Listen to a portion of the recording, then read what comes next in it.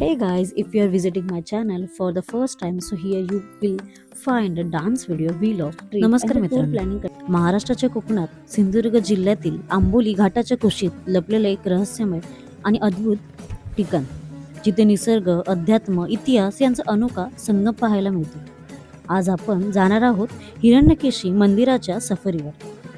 आंबोलीच्या बसस्थानकापासून अवघ्या 5 किलोमीटरच्या अंतरावर हे मंदिर वसलेलं आहे.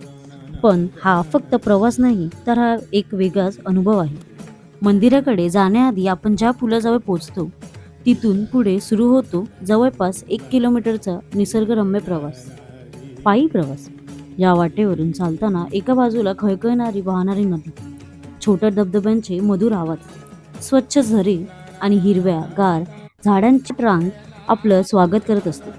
पक्ष्यांच्या किलबिलाटात आणि सभोवतालील शांतता तितकी मोहक असते की हा 1 किलोमीटरचा रस्ता कधी संपतो हे कळतच नाही.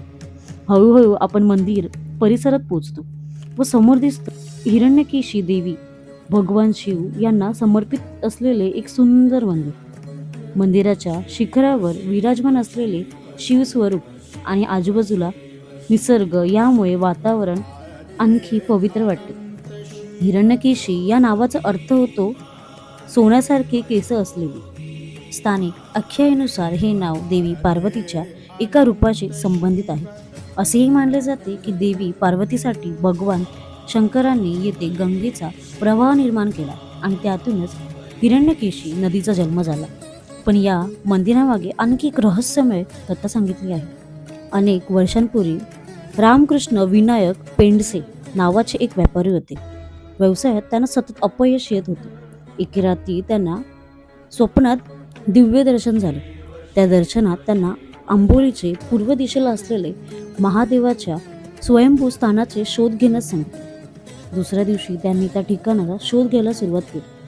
एका मोठ्या पाषाणामध्ये स्वयंभू शिवलिंग सापडल्याचे सांगितले जाते. त्यानंतर येथे पूजा अर्चा सुरू झाली. पुढे देवी पार्वतीची स्थापना करण्यात आली. आजही अनेक भाविक या कथेला श्रद्धेने मानतात.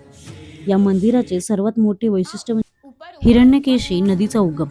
मंदिराजवळील नैसर्गिक गुहेतून पाणी बाहेर पडताना दिसते आणि याच पाण्याच्या पुढे हिरण्यकेशी नदी म्हणून प्रवास सुरू होतो.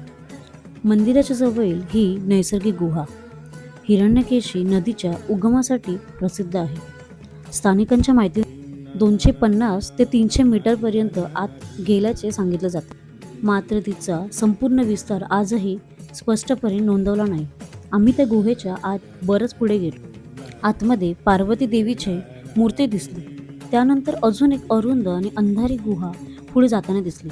प्रकाश कमी असल्यामुळे त्यात वेगळाच वास येत असल्यामुळे आम्ही पुढे जाण्याचा निर्णय घेतला नाही. या गुहेचा शेवट नेमका कुठे आहे याबद्दल अनेक स्थानिक आख्यायिका आणि रहस्यकथा प्रचलित आहे. त्यामुळे ही जागा केवळ धार्मिक नाही, गूढतेने भरलेली वाटते. म्हणून हे मंदिर स्वतःच्या त्या नैसर्गिक गुहा प्रणालीमध्ये बांधलेले आहे.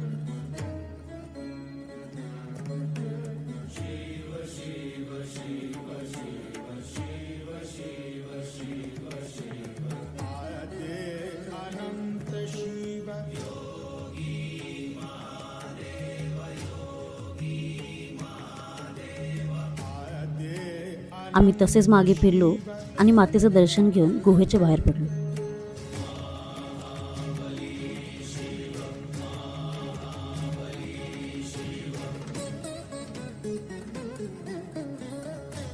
मंदिर परिसर दाट जंगलाने वेढलेले आहे.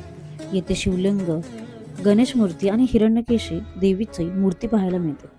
अनेक वर्षानुसार हे ठिकाण तपश्चर्या, धार्मिक विधी आणि श्रद्धेचे केंद्र राहिले आहे. या परिसराच्या पर्यावरणीय महत्त्व लक्षात ठेवून 2021 मध्ये या भागाला बायोडायव्हर्सिटी हेरिटेज साईट म्हणून मान्यता देण्यात आली आहे. त्यामुळे हे ठिकाण केवळ धार्मिक नव्हे तर जैवविविधतेच्या दृष्टीने अत्यंत महत्त्वाचे आहे. जर तुम्ही आंबोलीला भेट देत असाल किंवा निसर्ग, शांतता, अध्यात्म, रहस्य यांचा एकत्रित अनुभव घ्यायचा असेल तर हिरण्यकेशी मंदिराला नक्की भेट द्या.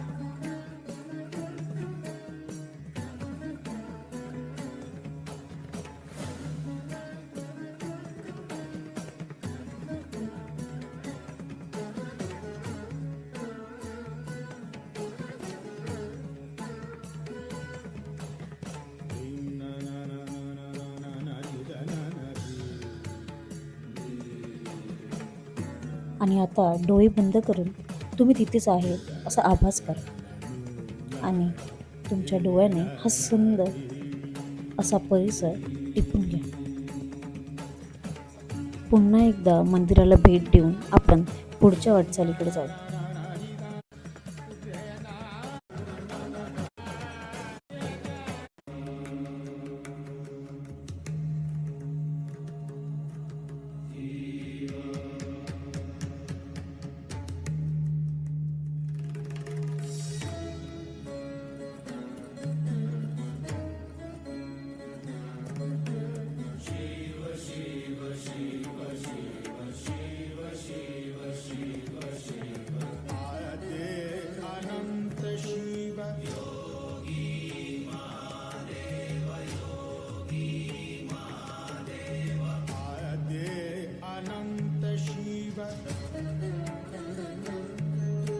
मान्सून ट्रिपचा व्लॉग बघितला नसेल तर प्लेलिस्टमध्ये जाऊन बघा आणि तो पण अनुभव कसा वाटला हे नक्कीच कळवा. जर तुम्हाला हा व्हिडिओ आवडला असेल तर लाईक अँड सबस्क्राईब करायला विसरू नका.